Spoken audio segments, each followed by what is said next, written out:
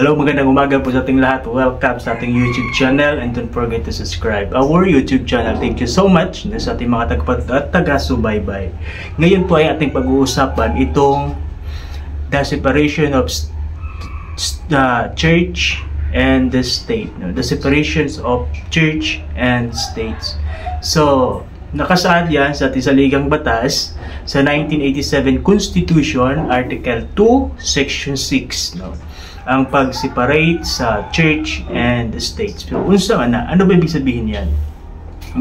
So meron lang naman may nakita kong tatlong mas pinaka-common na sa the separation of state and the church is nakalagay doon na ikaw Muslim ka man, Christian ka man,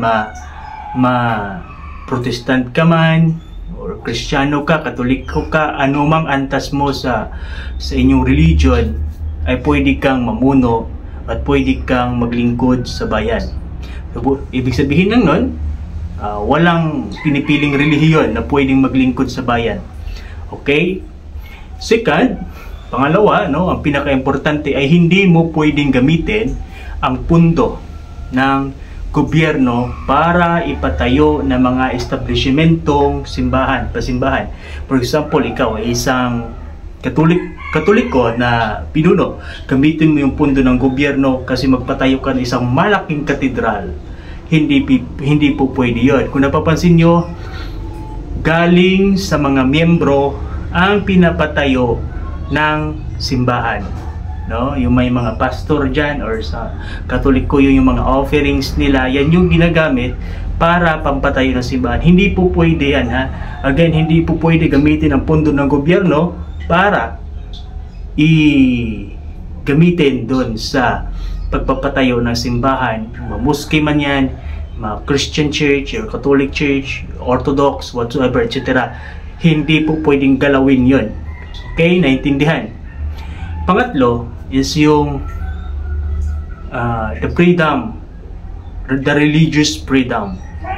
Ibig sabihin yan, religious freedom na yan, sino kahit ako, kahit ikaw, ay pwedeng umanib sa kahit saan na relihiyon. Walang pinipili yun. Hindi kita pwedeng tigilan kung ikaw ay pupunta sa Iglesia ni Cristo. Hindi kita pipigilan kung gusto mong pumunta sa dating daan. So wala tayong question doon kasi that is religious freedom.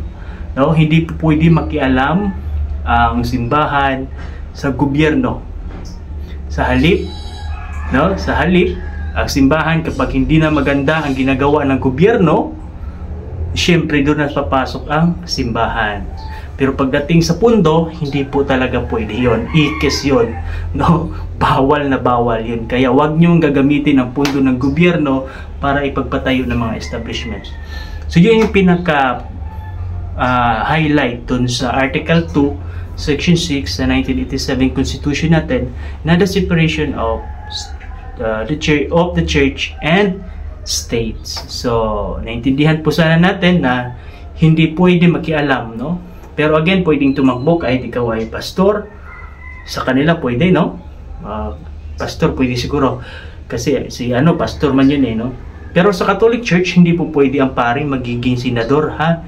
Bawal po yun. Iwan ko sa ibang relihiyon, wala. Pero ayon nga sa batas, kahit sino pwedeng maglingkod sa gobyerno sa Philippines, basta ikaw ay taga rito, at ikaw ay citizen born sa Philippines. So, ibig sabihin lang po nun, walang binabasay na relihiyon, hindi lang po Iglesia ni Cristo ang pwedeng maglingkod, hindi lang puro Katoliko pwedeng maglingkod, lahat.